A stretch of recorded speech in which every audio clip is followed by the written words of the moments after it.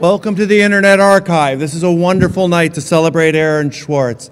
I'm Brewster Kahle, founder and digital librarian here, and welcome to our home of books. How many people, this is their first time here? Oh, welcome. Okay, a couple things to know about this place. Just crane your necks behind, and you can just look at the blinking lights there. That's actually 10 petabytes of the Internet Archive's primary copy of its data that it's serving the world. Every time a light blinks, it's somebody either uploading something or downloading something from the Internet Archive. We get about 4 million IP addresses that are hitting the Internet Archive every day. And so this is a kind of a special, sort of looks like a church, was a church, but we think of it as a temple of books and as a library. So welcome to here. I had the honor to work with Aaron as he developed many of his programs. Since he was sort of a young kid, we were making books in front of the Supreme Court with a bookmobile to go and celebrate the public domain as Larry Lessig was arguing to not extend copyright 20 years. We lost that one, but it was really interesting to hang out with a 14-year-old that was taking as much political interest in access to information. And these days, and the hackathons during the day and tonight, is about some of the spirit and the directions that this young man, cut down too short, too young, went to go after. I'd like to go and demonstrate two things that illustrate a couple of the points that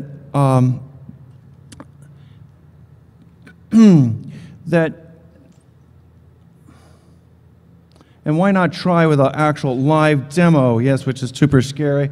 So this is the Open Library site.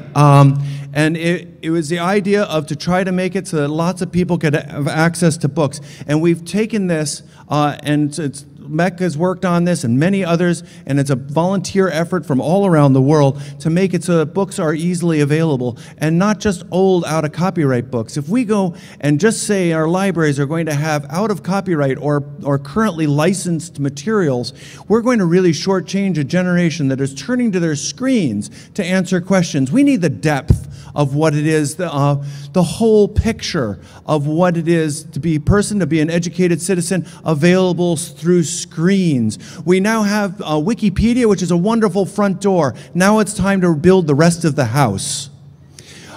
So as part of the Open Library project, we've made it so that you can actually borrow books. So let's take a book, Candide by Voltaire. Actually, that's out of copyright, so we can...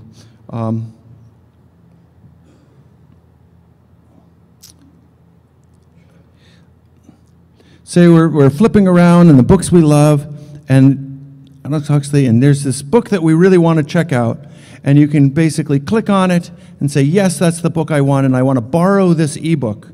And this has been done because somebody has donated this book to the Internet Archive. We've digitized this book, and now we're reading. And you can then search on it. You can actually listen to it. And this is useful for the blind and dyslexic and those of us that just like to have books read to us. But it's a mechanism of going and celebrating and making it possible to get access to the world's literature. Click and see. We want to make it so that any book, music, video that people are curious enough to want to have access to, they can go and just search, click, see. We want every link in Wikipedia that links to a book, to a page, every footnote that you can click on it. And let's go and turn those blue.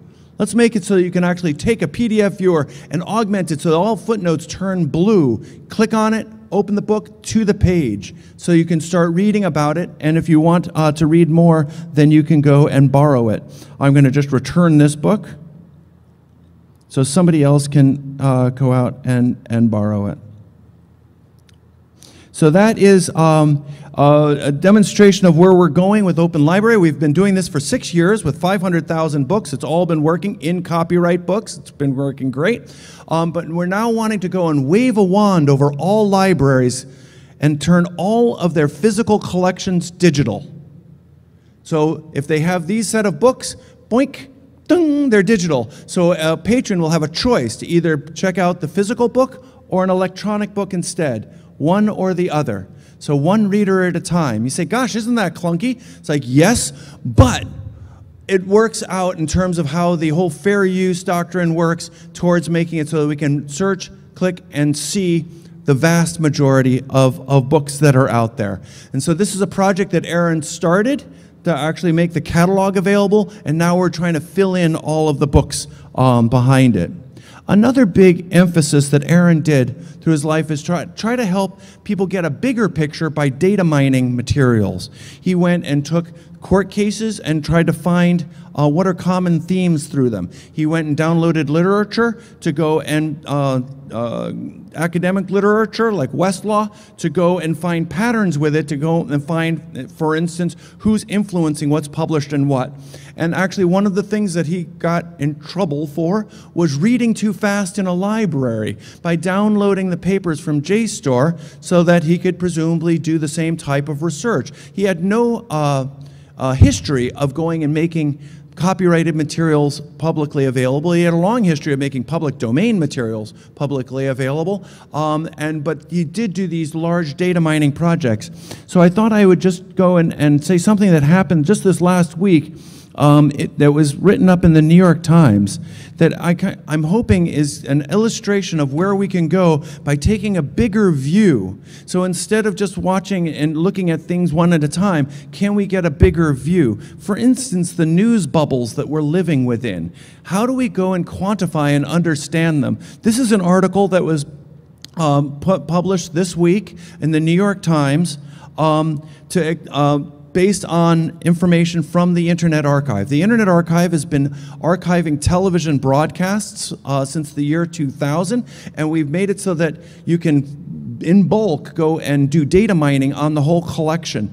And most recently, we've taken the lower third, the chyrons, the things that are sort of highlighted by each station about what's important, what's happening right now, and made that available to journalists and worked to go and take it so that they could make an analysis of it. And they did. They did it based on, in this case, based on the arresting of Manafort in the beginning of the week. And how did MSNBC, CNN, and Fox handle this differently? So when MSNBC was saying Manafort, CNN was saying Manafort, Fox was saying Trump urges investigation of Democrats and Clinton. If we scroll down, here's a breakdown of how many minutes Fox News spent on the blue was the Fox News was on Manafort, red was on other things like cheeseburger emojis and other things like what Democrats are doing. So the CNN and NBC spent almost the whole hour on it. And this type of analysis can help us get an idea of the different coverage. So if we can go from analysis of what's going on, quantify it, but now can we, within the next couple years, before the next election cycle, give people a broader view so that you can go and see multiple points of view? I'm hoping that this can lead us to seeing our world in a bigger way, that the biases become more visible, that we can go and examine our own biases as well as the media's biases by making new and different services based on these large-scale data mining projects of information writ large. And a lot of these ideas and the approaches have been brought to us by Aaron Swartz. And one last tribute to Aaron Swartz. You may notice that there are lots of little sculptures around the sides. These are people that have worked at the Internet Archive for 3 or more years. It's kind of a riff on the terracotta soldiers from Xi'an, China. So if you work for 3 years and we make a little sculpture, some people think they're creepy, but I think they're cool. Are they cool or creepy? All right, okay, that's good, cool. So this is Aaron Swartz's sculpture up here next to the sculpture of the World Wide Web from 1997. I want to thank you very much for coming and celebrating the legacy and the spirit and taking it forward of what Aaron Swartz has brought to us all. Thank you very much.